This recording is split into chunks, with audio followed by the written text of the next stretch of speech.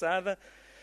Eu vou só apenas partilhar alguns versículos de Jesus Cristo. Em Mateus capítulo 6, convido os irmãos a abrirem. É um texto que todos nós conhecemos muito bem.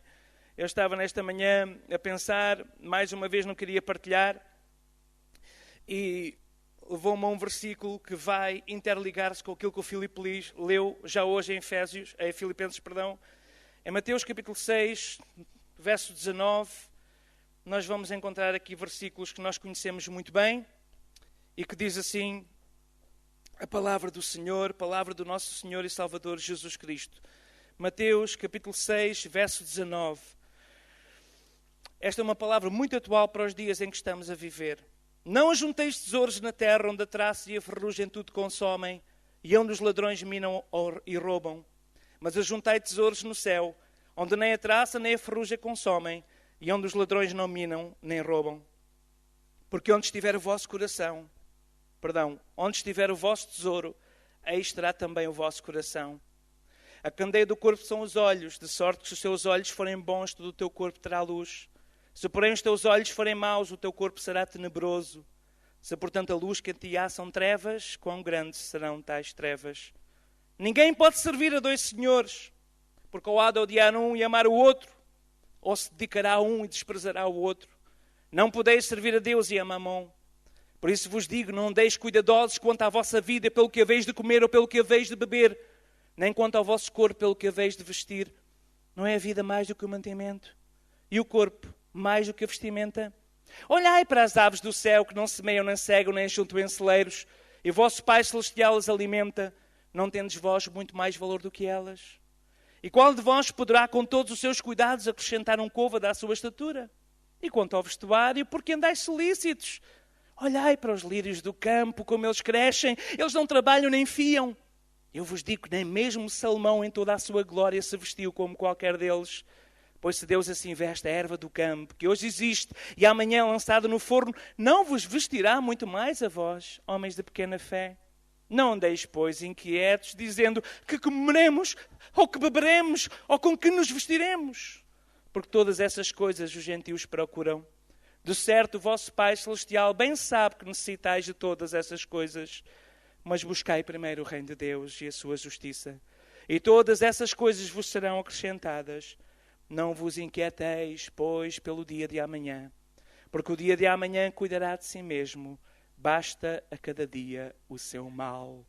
Louvado seja o Senhor. Eu estava a ouvir o Filipe, estava-me a lembrar, quando me despedi também da minha igreja, para ir servir ao Senhor, no caso foi para o Baixo Alentejo, onde servíamos ali em Pias, e um tempo inesquecível.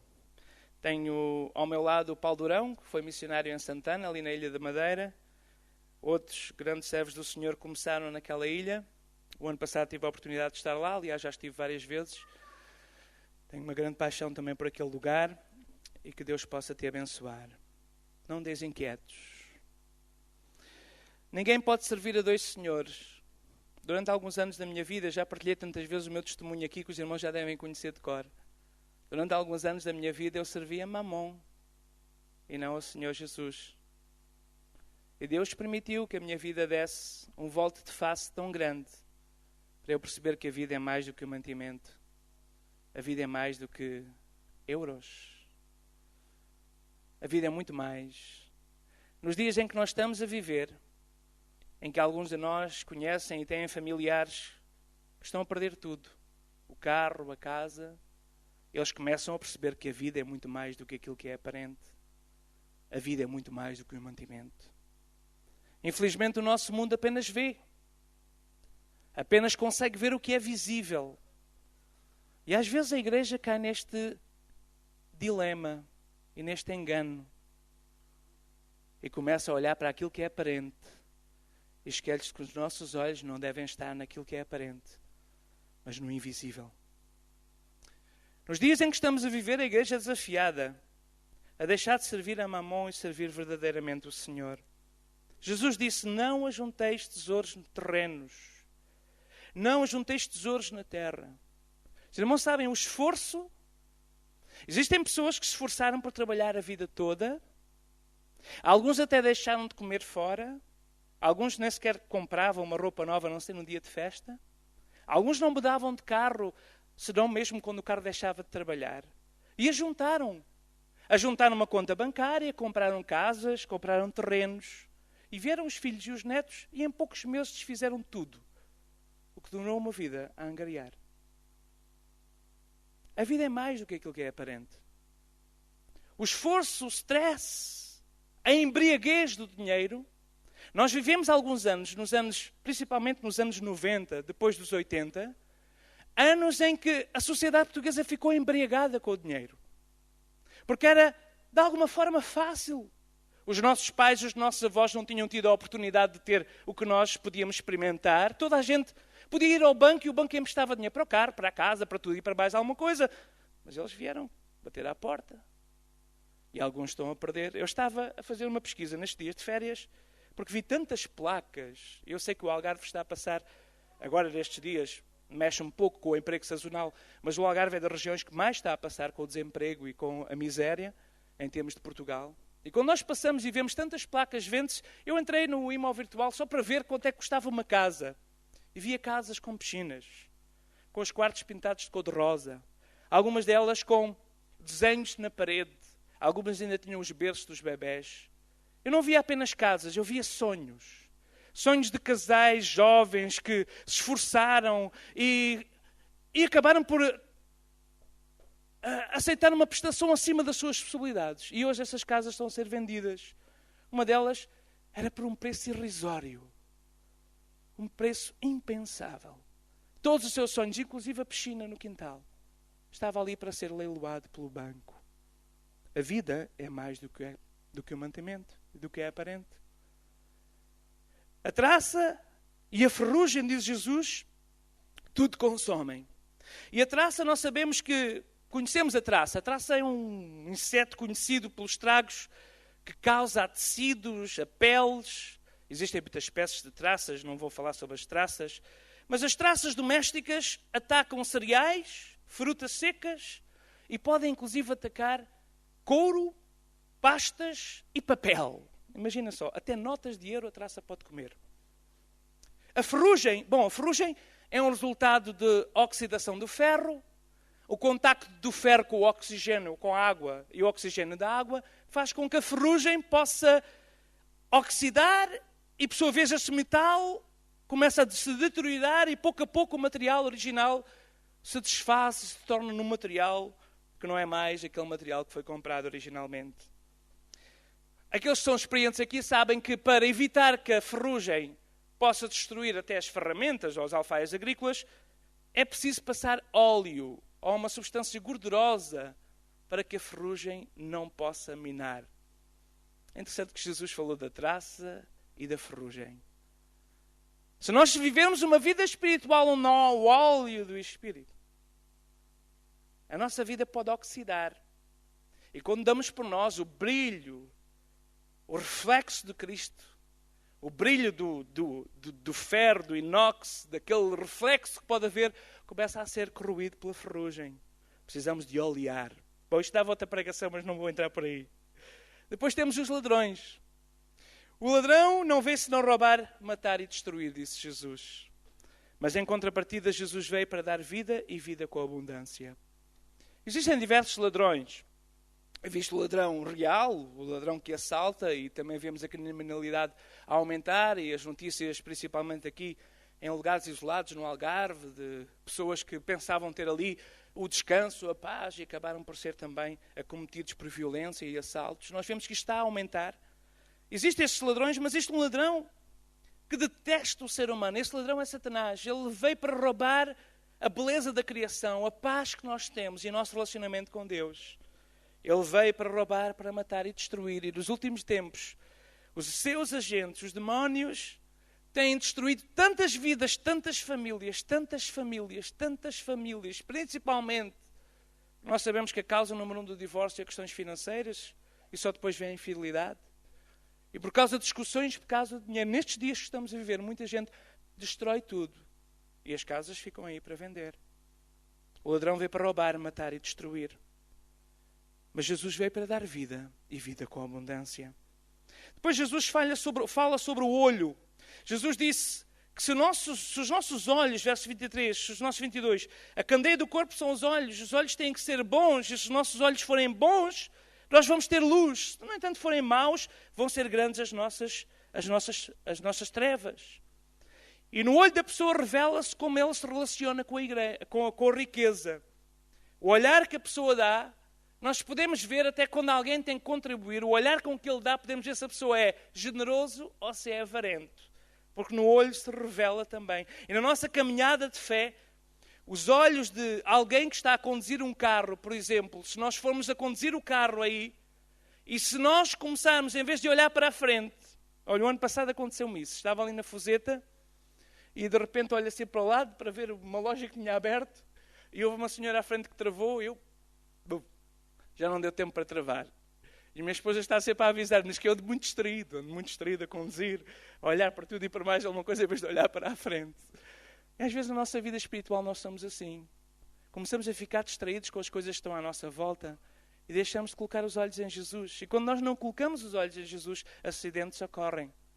Às vezes são pequenos acidentes que nós conseguimos superar com a graça de Deus, mas existem grandes acidentes, grandes percas da nossa vida. Então os nossos olhos precisam de estar saudáveis. E a pergunta do Espírito é: como estão os teus olhos espirituais nesta tarde? As prioridades são bastante claras. Não podemos servir a Deus e a Mamon. E aqueles que estudaram sabem que Mamon vem de uma palavra hebraica que descrevia as posses e as riquezas que foram confiadas a outro para protegerem. É verdade que uns dizem que era um Deus, mas segundo alguns, e eu sou mais desta corrente, Mamon descrevia precisamente isto. No decorrer do tempo, Mamon veio a significar não aquilo que era confiado a outro, mas aquilo que o próprio homem tinha e naquilo que ele confiava. Então Mamon chegou a representar o dinheiro e a riqueza como fonte de estabilidade do indivíduo, considerando como Deus e concorrente do Senhor. Então Jesus personifica Mamon e diz que Mamon é um amo que exige serviço exclusivo e lealdade completa. Agora, eu achei muito interessante, porque para os judeus, Mamon significava o dinheiro que traz estabilidade. O dinheiro que traz estabilidade. E nós fomos ensinados e formatados nos últimos anos a viver com estabilidade. E Jesus desafia-nos a viver pela fé. E parece que é um pouco antagónico, porque nós somos formatados a viver uma vida estável, e Jesus diz: não se preocupem com o dia de amanhã. Preocupem-se primeiro em buscar o reino de Deus. É ver o reino de Deus se manifestar na vossa vida e à vossa volta. Porque eu vou tomar conta disso. Não coloquem o vosso foco na vossa estabilidade. Quantos, talvez alguns não estão sentados nestas cadeiras e sentimos a sua falta aqui hoje? Quantos não estão nestas cadeiras porque estão a trabalhar? É verdade que se calhar vêm outro culto da semana. Mas quantos deixaram de vir à igreja por causa da suposta estabilidade? Quantos deixaram de servir ao Senhor por causa do emprego? Quantos deixaram de servir ao Senhor por causa de umas horas extras? Quantos deixaram de ser envolvidos no serviço, nunca mais foram a uma atividade evangelística, nunca mais distribuíram um folheto, nunca mais falaram com um vizinho, nunca mais falaram com um colega? Quantos deixaram de servir ao Senhor por causa da suposta estabilidade? E Jesus diz que não é possível servir a estabilidade financeira, porque esse Mamon vai requerer de nós a total atenção e compete com o nosso Senhor e Salvador, Jesus Cristo. Então não é possível servir a Mamon e ao Senhor. Então qual deve ser o alvo número 1 da nossa preocupação? O que é que o Senhor diz? Porque é que o Senhor quer? O que é que Ele quer dizer com preocupar-se? Não se preocupem com o dia de amanhã. Quando nós lemos estes versículos, nós dizemos assim: mas o que é que Jesus está aqui a dizer? Não andeis cuidadosos quanto à vossa vida, verso 25, pelo que haveis de comer, pelo que haveis de beber, nem o vosso corpo com o que haveis de vestir. Não é a vida mais do que o mantimento? A Bíblia, Jesus não está a dizer que nós temos que ficar com os braços cruzados. Jesus não está a dizer que temos que ficar em casa na cama. Jesus não está a dizer que devemos viver do subsídio de desemprego ou do resi, porque isso é um erro. Isso serve apenas num período de transição. Há uns meses atrás, uns novos convertidos que vieram a nós, através do trabalho social, todos no desemprego, tinham tido uma grande vida no passado. Agora não tinham nada. Até a casa que tinham sido despejados. Não tinham nada. Dívidas e problemas é o que tinham. E eles vieram a Jesus e eu comecei a discipulá-los e a ensiná-los que o cristão vai à luta. Põe o foco primeiro no Senhor, busca o Senhor de todo o coração, mas não fica em casa, vai procurar emprego. Um dia que eu vinha do supermercado com a minha esposa e viu ele ali na variante, a andar a pé. Eu disse assim, onde é que vais? Ele disse, olha, vou além. Disseram-me que lá em baixo estão à procura de trabalho no talho, eu vou lá inscrever-me. Eu digo, vai, mas continua a ir todos os dias. Não desistas, faz a tua parte que Deus fará a parte dele. Hoje ele já tem uma moto, é motar, a vida está estável, tem uma casa, a família está abençoada, tem um bom emprego que lhe traz estabilidade. Ele não ficou em casa, ele foi à luta. Porque o cristão vai à luta, faz a sua parte. Porque Jesus usou o exemplo dos pássaros. Sabe que os pássaros passam o dia todo no ninho?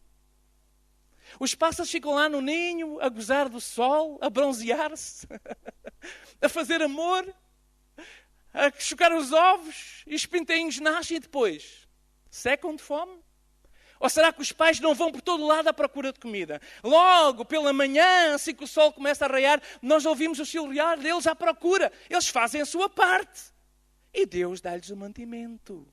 Jesus não está a dizer que não temos de trabalhar. Cuidado, não é esse o sentido do versículo. Jesus está a dizer é que nós não podemos pôr o foco nisso. Não é a nossa estabilidade financeira, não é o nós querermos ter mais e mais que deve de ocupar o primeiro dos nossos pensamentos. Não! A Bíblia fala muito da bênção do trabalho. Aliás, 2 Tessalonicenses 3,10 diz, quem não quiser trabalhar, que não coma.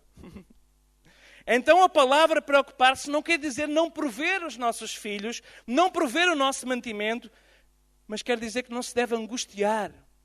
O crente não pode ser medroso, não pode viver atormentado. E agora, o que é que eu vou fazer da minha vida? E agora, o que é que vai ser da minha família? E agora? E essa angústia toma conta do teu ser. E quando dás por ti, estás a gastar dinheiro em medicamentos para dormir, em medicamentos para acalmar, em medicamentos para acordar, em medicamentos para dormir, em medicamentos para tudo. Quando dás por ti, toda a tua vida está a caminho de doenças que vêm, porque a angústia tomou conta do teu coração. Confia no Senhor. Faz a tua parte, entrega o teu caminho ao Senhor, confia nele e Ele tudo fará. É isto que Jesus quer dizer, o nosso foco está no Senhor, mas não significa que somos preguiçosos, não. Então a nossa preocupação deve ser esta, não viver em angústia, e esta é a preocupação que o Senhor diz. Vejam só, Deus revela 3 coisas, eu vou já terminar, quase, só mais um pontozinho e vou terminar. A preocupação do Senhor contrapõe-se com 3 argumentos. Quais são os argumentos? Jesus diz, vejam só a revelação de Deus na vossa vida. Não é a vida mais que o mandamento? O corpo não é mais do que as vestes? Então, quer a vida, quer o corpo que nós recebemos, os irmãos trabalharam alguma coisa, os irmãos, não é os pais, trabalharam alguma coisa para o corpinho se desenvolver naquelas semanas, criar a cabeça, os dedos, o coração, as veias e sair ao fim de 9 meses, ou 10, ou 8, ou 6, consoante o caso. Trabalharam alguma coisa para isso acontecer? Não. A vida foi-nos dada por Deus. Deus deu-nos a vida.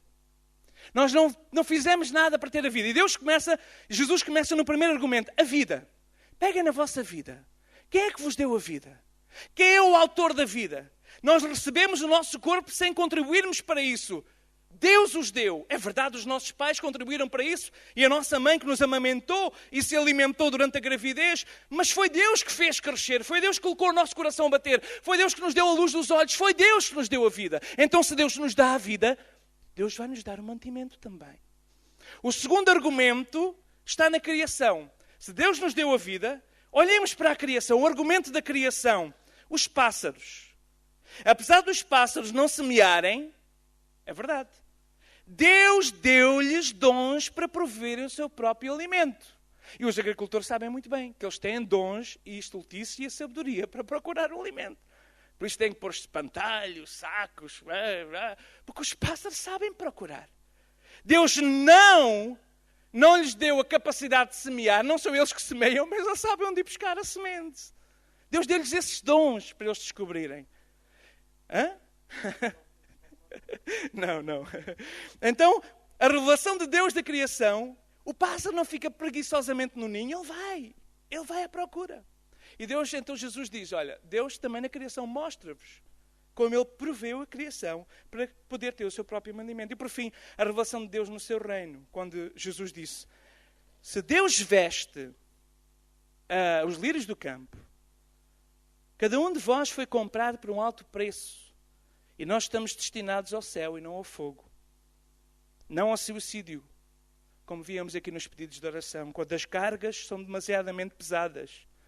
Os estoicos diziam, e os estoicos eram os filósofos do tempo de Jesus, e Paulo combateu muito a sua filosofia. Os estoicos diziam, quando a carga da vida se torna muito pesada, acaba com a tua vida. E o cristianismo é precisamente o oposto. Deus deu, Deus tomará, mas bendito seja o seu santo nome. Então, a nossa preocupação justificada e única e grande preocupação que temos que ter é com buscar primeiro o reino de Deus. É buscar a sua justiça. E todas estas coisas vos serão acrescentadas, diz o Senhor Jesus, e Ele não é homem para que minta. O reino de Deus, Deus não é homem para que minta. Jesus foi homem, mas Deus. O reino de Deus, a sua justiça, todas essas coisas vos serão acrescentadas. Irmão, experimenta buscar o Senhor antes de preencher um formulário de trabalho. Irmão, experimenta buscar o Senhor antes de tomar uma decisão de horas extras. Experimenta buscar o Senhor e todas essas coisas vos serão acrescentadas. Buscar significa deixar encher-se. Buscar significa deixar encher-se aqui e agora com toda a riqueza deste maravilhoso reino futuro. Um reino que nós vamos viver para sempre e sempre nele, mas que podemos experimentar aqui com a sua presença diariamente na nossa vida. Não vos inquieteis, pois, pelo dia de amanhã, mas confiai no Senhor. A terminar, eu quero dizer, eu sei que estamos a viver dias difíceis. Eu sei que nós somos pais, eu sei que nós que somos homens e mulheres com sentimentos, estamos a viver dias difíceis. Mas jamais o justo mendigará o pão. Quando faz a sua parte e confia no Senhor de todo o seu coração. Confia no Senhor. Se nesta tarde não conseguires levar mais nada daqui, leva, confia no Senhor. Procura o Senhor e faz a tua parte. Não desistas de viver. Escuta aquilo que o Espírito disse. Não desistas de viver, porque Jesus não desistiu de ti. Jesus ama-te. Ele procura-te. Ele quer te dar a mão. Não desistas da vida. Procura o Senhor da vida e encontra a vida abundante. Nem que seja contentar-se com aquilo que temos, mas viver com esse santo contentamento. E esse santo contentamento é melhor do que toda a riqueza e a falta de paz de quem não tem Deus. Deus os abençoe e que a graça do Senhor seja convosco.